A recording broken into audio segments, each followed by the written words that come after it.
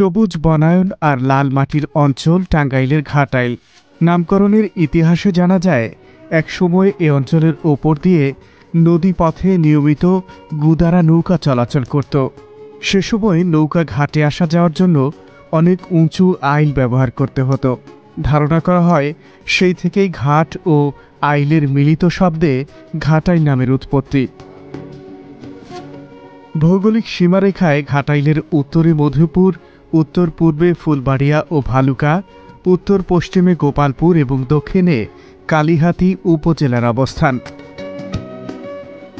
1906 সালে থানা হিসেবে প্রশাসনিক যাত্রা শুরু হয় ঘাটাইলের। 1984 সালে উপজেলায় উন্নীত হয়ে প্রশাসনিক কার্যক্রম শুরু করে। প্রধানমন্ত্রী শেখ হাসিনার ধারাবাহিক নেতৃত্বে অর্থনৈতিক ও শিল্প খাতে দীর্ঘমেয়াদী টেকসই উন্নয়ন পরিকল্পনা বাস্তবায়ন হয়েছে। অবকাঠামো ও সামাজিক খাতে দ্রুত উন্নয়ন কর্মসূচি বাস্তবায়নে বদলে গেছে আর্থসামাজিক অবস্থান। বদলে যাওয়া বাংলাদেশের ধারাবাহিকতায় উন্নয়নের হাওয়া লেগেছে ঘাটাইল উপজেলায়।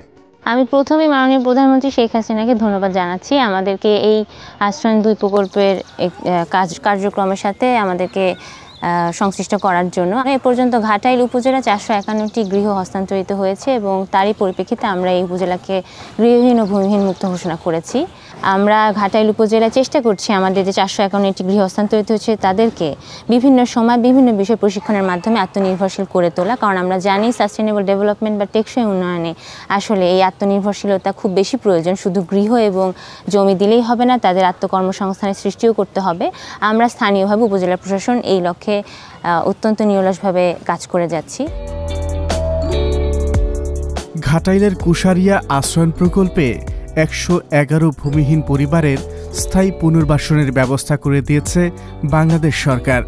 স্বপ্নের ঠিকানার চাবি হাতে পেয়ে প্রতিটি ছিন্নমূল অসহায় পরিবার ঘুরে দাঁড়িয়েছে। একসময় পৈতৃক জায়গা জমি ও বসত ভিটা ছিল হারুনের। নিতান্ত প্রয়োজনে সব বিক্রি করে দিতে হয়েছে। বসত ভিটা হারিয়ে নিঃস্ব হয়েই ভাড়া বাসায় বসবাস শুরু করেছিলেন। জীবিকার প্রয়োজনে বেছে নিয়েছেন ক্ষুদ্র ব্যবসা। প্রয়োজনের তুলনায় রোজগার সামান্য, বাড়তি সঞ্চয়ের সুযোগ নেই। তাই পয়সা জমিয়ে নিজের কিংবা পরিবারের ভবিষ্যতের জন্য কিছুই করা হয়নি। বঙ্গবন্ধু কন্যা এই অসহায় পরিবারের মাথার উপর নিরাপদ ছায়া দিয়েছেন। আমাদের কোনো বাড়ি ঘর ছিল না, থাকতাম মানুষের বাড়ি, তারপরে থাকতাম ভাড়া। এইভাবে আমাদের জীবনযাপন চলতো না, খাইতে পারতাম না। একবেলা খাইতাম, দুবেলা খাইতে পারতাম না।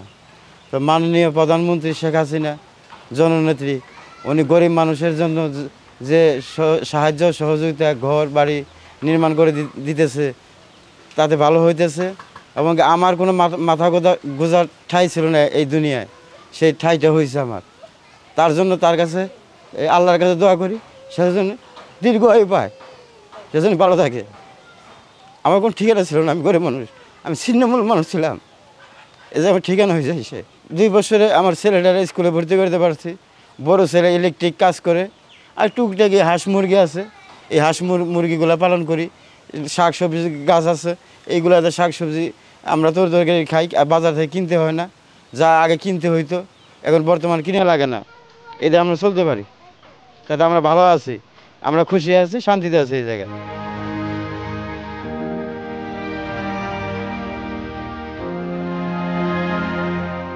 সুরুজের পৈতৃক সম্পত্তি যা ছিল তাতে বছরের খোরাক হয়ে যেত। অন্তত 3 বেলা পেট পুরে খাবার জুটত এবং স্বাচ্ছন্দ্যে চলত সংসার। একসময় সুরুজের বাবার দুরারোগ্য ব্যাধি শনাক্ত হয়। তার চিকিৎসায় কার্পণ্য হয়নি, বরং নিজেদের সর্বস্ব দিয়ে চেষ্টা করেছেন।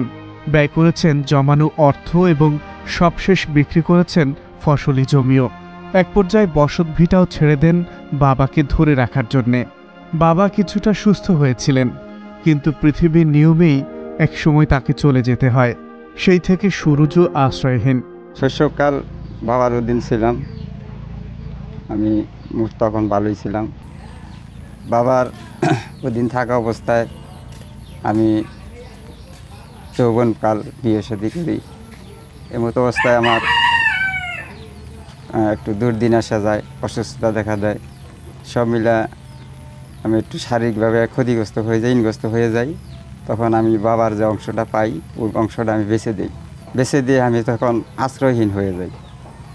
তখন আমার যে এখান থেকে 1 কিলো আমার ভাইরার বাসা বললো তাহলে আমার এখানে এসে থাকো।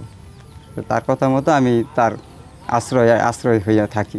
তো এই মতো অবস্থায় দেখলাম মাননীয় প্রধানমন্ত্রী বঙ্গবন্ধু শেখ মুজিবুর রহমান ওনার 100বর্ষ উপলক্ষে উপহারের ঘর আমাদের দরিদ্র লোকেদের জন্য দিতেছে। তখন আমি ঘাটাল উপজেলায় যোগাযোগ করে একটি আবেদন করি। সেই আবেদনের পরিপ্রেক্ষিতে আমি একটি ঘর এটা পাই। 6 মাসের মধ্যে কিছু কিছু টাকা বানাইয়া আমি 3000 টাকা দিয়ে দোকানটা চালু করছি। এখন আল্লাহ দিলে আমি আল্লাহর রহমতে ভালোই আছি। আমার বাচ্চাটা প্রতিবন্ধী, বাচ্চা নিয়ে হাঁস মুরগি করি, দোকানটা চালাই, আমি খুব সুখী আছি। এখন হতদরিদ্র ছিলাম, তার থেকে এখন আমি একটু ভালোই আছি।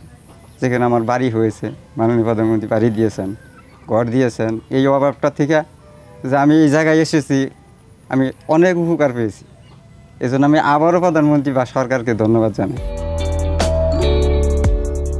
ভূমিহীন, গৃহহীন, দুর্দশাগ্রস্ত ও ছিন্নমূল পরিবারের স্বামী স্ত্রীর যৌথ নামে জমি ও ঘরের মালিকানা স্বত্ব প্রদান করা হয়েছে। এতে নিশ্চিত হয়েছে পারিবারিক সাম্য এবং নারীর অধিকার। প্রধানমন্ত্রীর একটি বাড়ি একটি খামারের আদলে পুনর্বাসিতরা স্ব-উদ্যোগে নিজেদের ঘরের আঙিনায় হাঁস মুরগি ও গবাদি পশু পালন করছেন। নিরাপদ আবাসনের পাশাপাশি প্রতিটি ঘরেই নতুন কর্মসংস্থানের সুযোগ সৃষ্টি হয়েছে। বিয়ের কয়েক বছরের মাথায় শিউলির স্বামী নিখোঁজ হয়েছেন, কোথাও সন্ধান পাওয়া যায়নি। 2 সন্তান নিয়ে জীবনের প্রয়োজনেই নানা নানির বাড়িতে আশ্রয় নিতে হয়েছিল। মাতৃকুলের সহযোগিতা থাকলেও কারো বোঝা হতে চাননি শিউলি। সন্তানদের মানুষ করতে দিনমজুরির কাজও শুরু করেছিলেন। বহু বছর পর একটা স্থায়ী ঠিকানায় নিজের স্বপ্ন সাজানোর সুযোগ পেয়েছেন অসহায় এই নারী। 2 সন্তানকে পড়ালেখা শিখিয়ে দেশ সেবায় নিয়োজিত করতে চান। আমি জীবনে অনেক কষ্ট করছি, অনেক কষ্ট করে মানুষ হয়েছি। এখন আমার একটা বিয়ে হয়েছিল, শ্বশুর বাড়ি আমার অনেক দূরে পড়ছিল, সেখানেও আমার শান্তি হয় নাই। আমার স্বামীটা হয় মারা গেছে, না হয় নিখোঁজ, আমি বলতে পারি না মা। কিন্তু আমি এইখানে আমার নানির বাড়িতে থাকছি মা। মানুষের বাড়িতে থাকা অনেক কষ্ট। থাকছি, আমাকে অনেক সময় বের করে দিছে, অনেক সময় চলে যেতে বলছে, অনেক সময় খোঁটাও দিছে। এই ঘরটা পাওয়ার পরে আমি অনেক খুশি হয়েছি। আমার 2টা ছেলে মেয়ে, আমি অনেক কষ্ট করে মাটি কাটা, মানুষের বাড়িতে ধান সিদ্ধ করা, মানুষের বাড়িতে কাজ করা, সব কিছু কইরা 2টা ছেলে মেয়ে আমি লেখাপড়া করাইতেছি। আমার মেয়েটার স্বপ্ন যে সে ডাক্তারি পড়বো, কিন্তু আমার মা সামর্থ্য নেই। কিন্তু আমি যেভাবেই হোক চেষ্টা করবো। আমার মেয়েটা মেধা ভালো, ছাত্রী হিসাবে ভালো। এখন আমার খুব স্বপ্ন যে আমার মেয়েটার একটা ডাক্তারি লাইনে পড়ানোর, আর ছেলেটারে পুলিশ লাইনে দেওয়ার। শেখ হাসিনার জন্য আমার সবসময় দোয়া আছে এবং থাকবো। তার জন্যই আমি আজকে একটু সুখের মুখ দেখছি। একটি নিরাপদ গৃহ পুনর্বাসিত পরিবারের সকল সদস্যদের করে তোলে আস্থাবান, প্রত্যয়ী এবং বর্তমান ও ভবিষ্যতের পরিকল্পনা প্রণয়ন ও বাস্তবায়নে উদ্যোগী।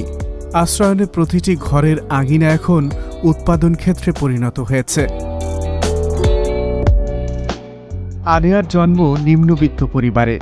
সংসারের নিত্য অভাবে নিজের ভবিষ্যৎ অনিশ্চয়তায় ভেসে যাবার আগেই বিয়ে হয়েছিল। ভূমিহীন স্বামীর চলার পথও ছিল অমসৃণ। পিতৃকুলের এক আত্মীয়ের বাড়িতে গৃহস্থালী কাজের বিনিময়ে আশ্রয় জুটে গিয়েছিল বলেই রক্ষা। 8 বছরের সংসারে আলেয়া এক সন্তানের জননী। না ছিল চাল চুলা, না নিজস্ব বসত ভিটা।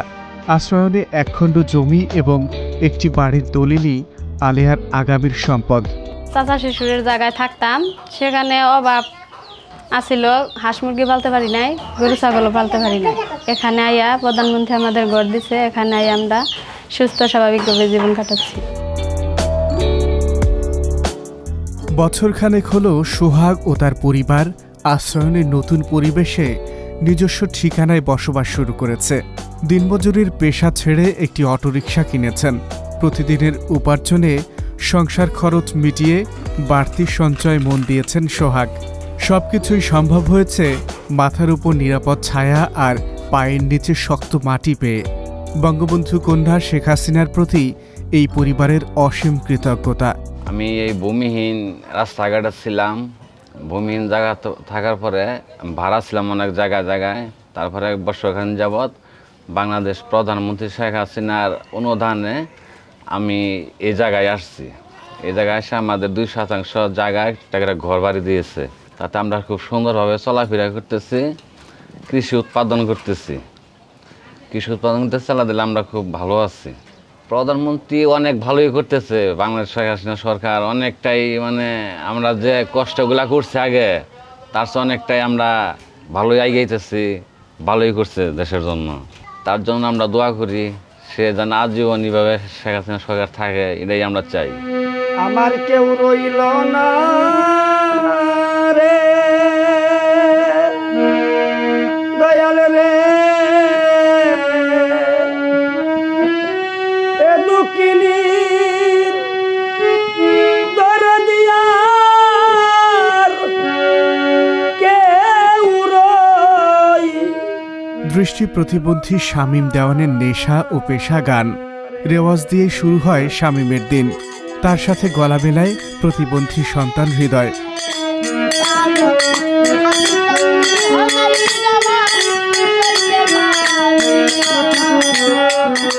ভূমিহীন এই মানুষটি একটু আশ্রয়ের জন্য মানুষের দ্বারে দ্বারে ঘুরেছেন। সরকারি খাস জমিতে কুঁড়েঘর তৈরি করে বসবাস করতেন।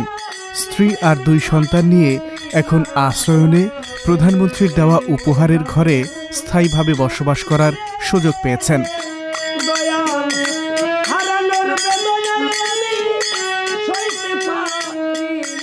এখন তো জমি নেই, খার জমিতে থাকতাম। এখন আসলে থাকার মতন কোনো পরিবেশ আসলেই নাই। ওই ছোটো সময় থেকে গান গাইতাম। এখন পাশাপাশি আমার ছেলে, সেটাও প্রতিবন্ধী। আমি আমার ছেলেকে নিয়ে গান গাই বিভিন্ন জায়গায়, টাঙ্গাইল, ঘাটাইল, মধুপুর, অনেক জায়গায় গিয়ে গান করি থাকি। এইভাবে আমার রোজ সংসার চলতেছে। তো আমার এই ঘরটা পেয়ে আমি অনেক খুশি, অনেক ধন্যবাদ দিই শেখ হাসিনা সরকারকে, অনেক শ্রদ্ধা করি। তার জন্য দোয়া করি আল্লাহ যেন তাকে ভালো করেন, আরও যেন এইভাবে যেন আরও অনেক ঘর সে করতে পারে, আরও অনেক মানুষ যেন থাকতে পারে, গরিব মানুষ। এজন্য দোয়া করি। ঘাটাইলের কুশারিয়া আশ্রয়ণ প্রকল্প নির্মাণ শেষে পর্যায়ক্রমে প্রধানমন্ত্রীর উপহারের চাবি তুলে দেওয়া হয়েছে প্রান্তিক জনগোষ্ঠীর হাতে। সুবিধাভোগীরা ইতোমধ্যেই বিভিন্ন ধরনের প্রশিক্ষণ গ্রহণ করেছেন। বাড়ির আঙিনায় চাষ করেছেন নানা ধরনের শাকসবজি। কেউ ঘরের আঙিনায় গড়ে তুলেছেন ক্ষুদ্র ব্যবসা প্রতিষ্ঠান।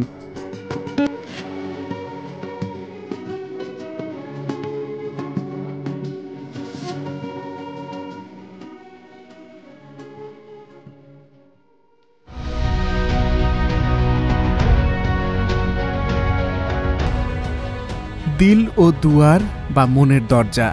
টাঙ্গাইলের ঐতিহ্যবাহী জনপদ দেলদুয়ারের নামকরণের ইতিহাস এভাবেই প্রচলিত। স্বদেশী আন্দোলন, খেলাফত আন্দোলন, ব্রিটিশ বিরোধী আন্দোলন, স্বরাজ আন্দোলন, জমিদারি প্রথা উচ্ছেদ আন্দোলন, ভাষা আন্দোলন, 1969-এর গণ আন্দোলন এবং সবশেষ 71-এর মহান স্বাধীনতা সংগ্রাম সহ রাজনৈতিক পট পরিবর্তনের সাক্ষী এই প্রাচীন জনপদ। দেলদুয়ার 1983 সালে 8টি ইউনিয়ন নিয়ে উপজেলায় উন্নীত হয়। ভৌগোলিকভাবে দেলদুয়ারের উত্তরে টাঙ্গাইল সদর ও বাসাইল, দক্ষিণে নাগরপুর, পূর্বে মির্জাপুর এবং পশ্চিমে নাগরপুর ও সদর উপজেলার অবস্থান। দেলদুয়ারের ছিন্নমূল ভাসমান হতদরিদ্র 100 ভূমিহীন পরিবারের স্থায়ী পুনর্বাসনের ব্যবস্থা করেছে বাংলাদেশ সরকার। উন্নয়ন অগ্রযাত্রায় যে প্রান্তিক জনগোষ্ঠীর প্রতিনিধি ভূমিকা রাখবে আর্থসামাজিক অগ্রগতিতে।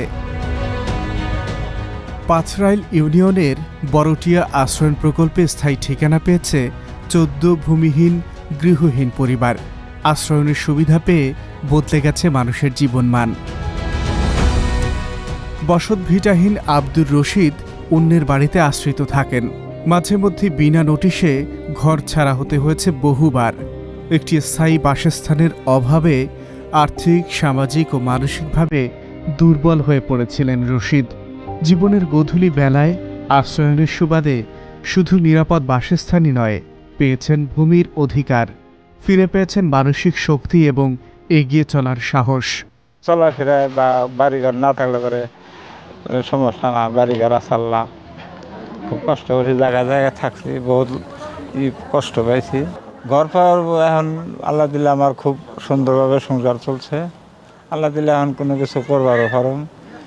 আগে পারি নাই, দৌড়াদৌড়ি কাছে পারি নাই, এখন নিশ্চিত বহা এখানে আল্লাহ দিলে এখন আল্লাহ খুব সুখে শান্তিতে খুব শান্তিতে রাখছে। ঘর দিছে শেখ হাসিনা প্রধানমন্ত্রী, তাহলে ঘর দেওয়ার পরে আল্লাহ দিলে এখন তরু তরকারি গাছ গুছ বইনা খাইতেছি, যে বুনতেছি, আল্লাহ দিলে এখন তরু তরকারি কিনা খাওয়া লাগে না, এই দুটা চাইল মালি কিনা খাই, তাছাড়া তরু তরকারি আল্লাহ দিলে এই নে বইনা খাই। উত্তরাধিকার সূত্রে নীলুর পিতা একখণ্ড ভূমির মালিক ছিলেন। বসবাসের জন্য নিজেদের একটি বাড়িও ছিল। শারীরিক অসুস্থতায় চিকিৎসার প্রয়োজনে সেই সম্পত্তি বিক্রি করে দিতে হয়েছে। আশ্রয়হীন হয়ে জীবিকার প্রয়োজনে নীলু দিনমজুরের পেশা বেছে নিয়েছিলেন। একটা কারখানায় শ্রমিক হিসেবেও কাজ করেছেন। পরিশ্রম আর আয়ের বিস্তর ফারাক সামাল দিতে শুরু করেছিলেন চা বিক্রি। বাড়ি আসলে মোর বলবা, ওখান থেকে মনে করেন যে আসলাম পাতলায়, আসছি তো 22-23 বছর হইল। ওখানে মনে করেন যে থাকার পরে যা ছিল, বাপে আসছিল অসুস্থ, বেশা কিনা বাপের পিছিয়ে চিকিৎসাপাতি কইরা পাতলা এসে রইলাম, কাজ করলাম, মিলে কাজ করতাম, মিল বন্ধ হয়ে গেল, পর দোকান করলাম। এখন চার দোকান করে চলি। এখন বাসা ভাড়াটা দেওয়া লাগে না, এইটা আমাকে সুবিধা। বাড়িটার দিকে নিয়ে মনে হয় আমার বিশাল উপকার হয়েছে। কিছু করতে না বলে খাওয়া দাওয়ার দিক দিয়ে আর কি মনে করেন যে আমরা মোটামুটি পারফেক্ট আছি। এখন 10 টাকা পোলা পানি চাইলেও দিতে পারি। ঘরটা দিয়েছে মাননীয় প্রধানমন্ত্রী, আমি দোয়া করি তার জন্য, সে জানি দীর্ঘজীবী হতে পারে। পুনর্বাসিত পরিবারগুলোর আর্থিক সচ্ছলতায় বিভিন্ন প্রশিক্ষণ ও ঋণ সহায়তা প্রদান করছে বাংলাদেশ সরকার। স্থানীয়ভাবে সুযোগ সৃষ্টি করছে কর্মসংস্থানের। দরিদ্র পরিবারে জন্ম আলীর। অভাবের তাড়নায় একসময় পৈতৃক সম্পত্তিও বিক্রি করতে হয়েছিল। সহায় সম্বল হারিয়ে মামার বাড়িতে আশ্রয় নিয়েছিলেন। জীবনের দীর্ঘ সময় এমন পরগাছার মতো কাটিয়ে সুখের সন্ধান পেয়েছেন আশ্রয়নে। বহু ঝড় গেছে আমার উপরে, বহু ঝড় গেছে। বাপ মার তো জায়গা চাল তা বেচা কিনে খাইয়া আমাকে ভাই বোন মানুষ করছে। আমরা খুব কষ্ট করছি, কষ্ট করার বাপ মায় আমার কোনো কিছু করে দিতে পারে নাই। আর আমি তো মনে করেন অসুস্থ মানুষ, কাজ কাম করে খাইছি, তাঁত বলেছি, সময়তে করা হারি নাই। এবার করে 2টা মেয়ে আসছিল, বিয়ে দিছি। ছেলেটা আসল বিয়ে করাইছি, শ্বশুর বাড়ি গেছে ফালাই দিয়ে। কারণ 2জন বুড়া বুড়ি, 2জনে খুব কষ্ট করছি, মেচুরিটির ঘর থাকছি। থাইকা অবশিষ্ট চেয়ারম্যানরে ধরে, মেম্বারকে ধরে এই জায়গাটা একটু দরখাস্ত করে আমরা এটা পাইছি। শেখ হাসিনা ঘরটা দিছে আমরা খুব পাইয়া খুব খুশি হয়েছি। আমরা খুব পথে বিকার আসছিলাম, খুব দুঃখ করছি, আমরা খুব খুশি হয়েছি। আমি মনে করি তাই চিন্তা জায়গা পাই গেছে, তাই চিন্তা খাইয়া তুমি বাসার শান্তি থাকা দিই। প্রধানমন্ত্রী শেখ হাসিনার মানবিক উদ্যোগ আশ্রয়ন প্রকল্প বাস্তবায়নে মানুষের জীবনের টেকসই উন্নয়নের নানামুখী লক্ষ্য অর্জন সম্ভব হয়েছে। গৃহায়নের সঙ্গে সঙ্গে শিক্ষা, স্বাস্থ্য, নিরাপত্তা, ক্ষমতায়ন ও নারীর অধিকার নিশ্চিত হয়েছে।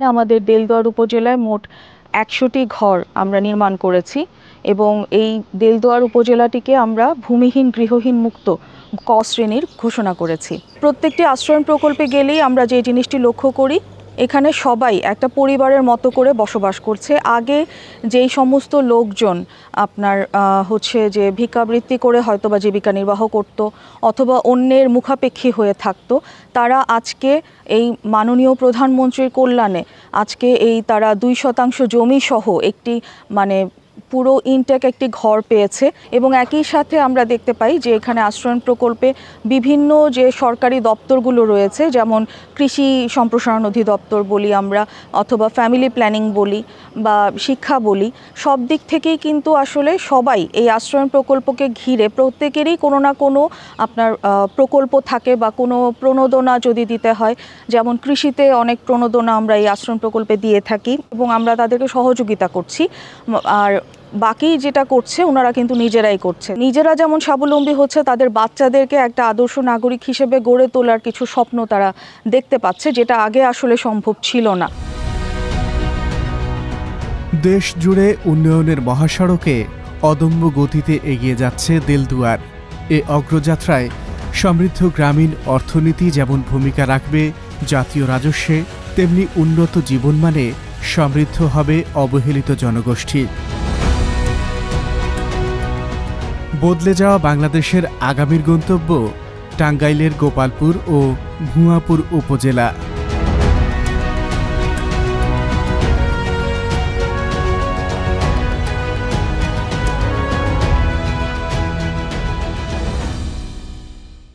অনেক কাজ করছি, ইট ভাঙছি, তো আপনার লোকের বাসায় কাজ করছি, থাকার মতো কোনো জায়গা ঘর ছিল না, কষ্ট ভোগ করছি, লোকের কথাবার্তা শুনছি।